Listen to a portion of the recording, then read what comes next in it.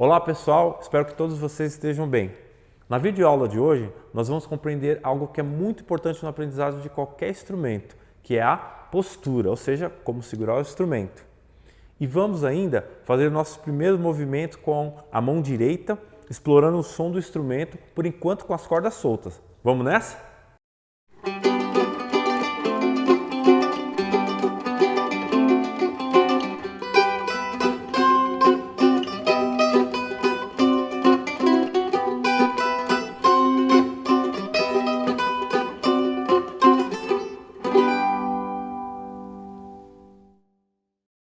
Meu nome é Nando Souza e, como eu falei no início, a forma de segurar e manusear o instrumento é algo importantíssimo, principalmente sob dois pontos de vista: o anatômico, ou seja, fazer com que o bandolim se adapte confortavelmente aos contornos do nosso corpo, e o técnico, que é uma preocupação para que você desenvolva uma postura em que consiga ter bons resultados tecnicamente, na projeção de som, articulação dos movimentos e por aí vai. A posição em que vamos manter o instrumento é pensada enquanto você estiver sentado, mas as informações também correspondem caso você toque em pé. Nesse caso, vamos precisar de uma correia ou um talabarte, a qual nós fixamos nessa parte do instrumento, passamos por detrás do nosso corpo, apoiando no ombro e fixa nessa outra extremidade do bandolim. E ele fica firme, de modo semelhante a se você tivesse sentado. Bem, nessa posição mantemos os dois pés apoiados no chão.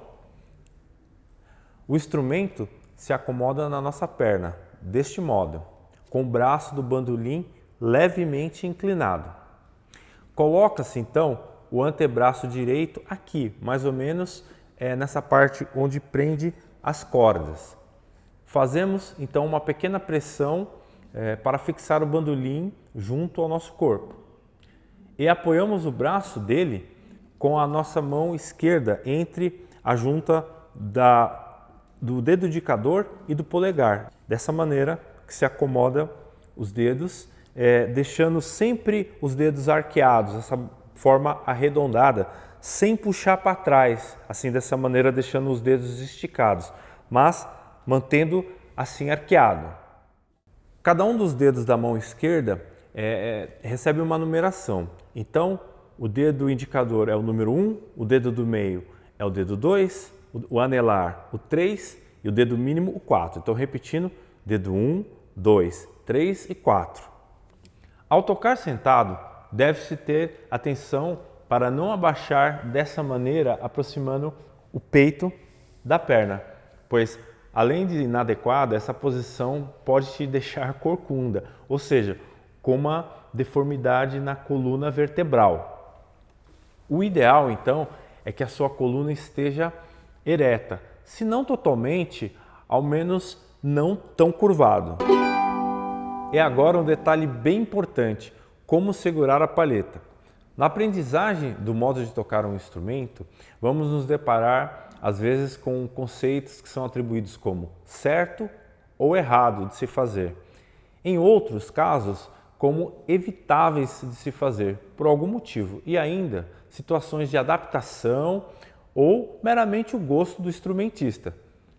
Nesse sentido, se observarmos os bandolinistas ao longo do tempo, vamos perceber que muitos deles seguram a palheta de formas diferentes e ainda assim têm bons resultados. Eu vou demonstrar 3 modelos aqui. Independente da forma que vou apresentar, a gente mantém a palheta presa entre os dedos indicador e polegar. Dessa maneira, ó, vou mostrar para o outro ângulo também. Nós pegamos no meio dela para que ela fique firme e sobre espaço também para tanger as cordas. Uma das formas de pegar a palheta é dessa maneira, com a palheta levemente inclinada para baixo.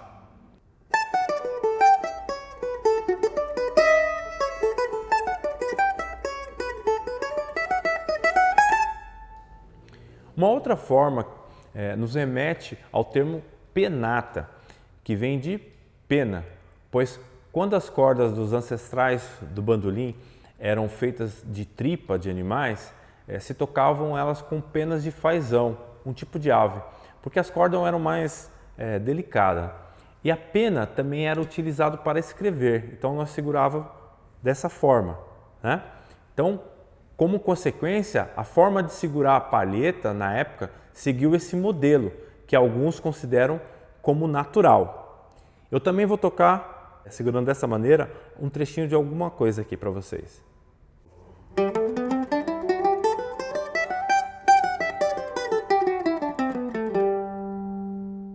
E por fim, e a maneira que eu toco, seria com a palheta levemente inclinada para cima, sem a articulação dessa junta do polegar como no modelo anterior, mas dessa maneira.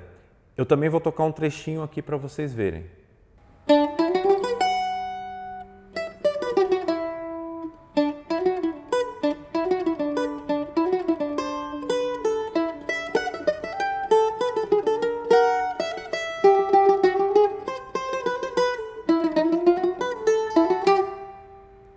Talvez o fato de tocar também cavaquinho com esta posição tenha me influenciado, é natural.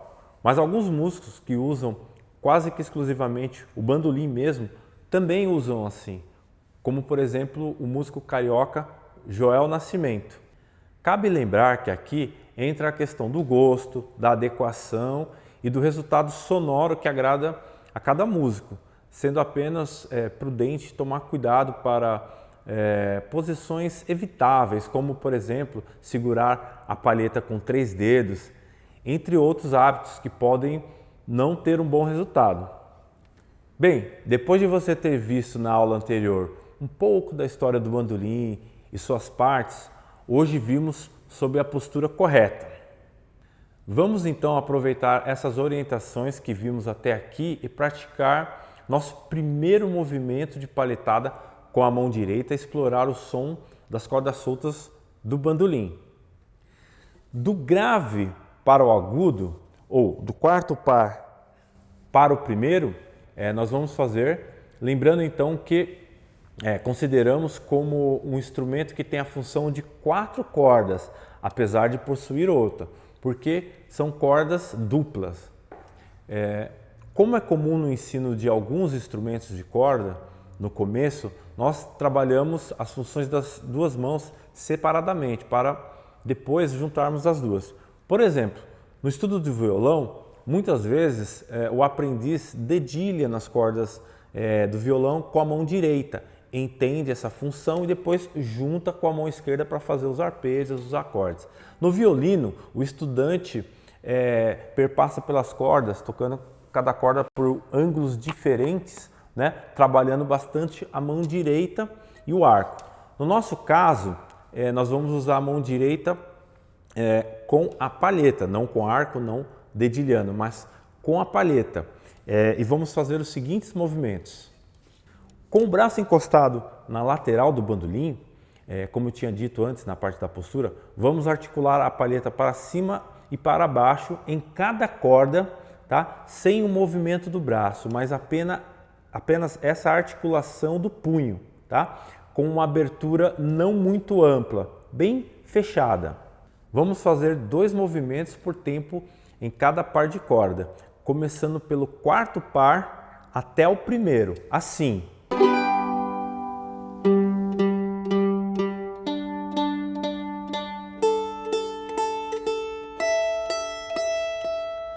Esse exercício é bem importante porque, apesar de simples, inaugura nossas ações práticas com um movimento super recorrente do bandolim e também vai conscientizando o estudante em relação à distância das cordas, né, entre as cordas, e o que é imprescindível aprender em um instrumento desse tipo. Vamos fazer mais uma vez então, ó.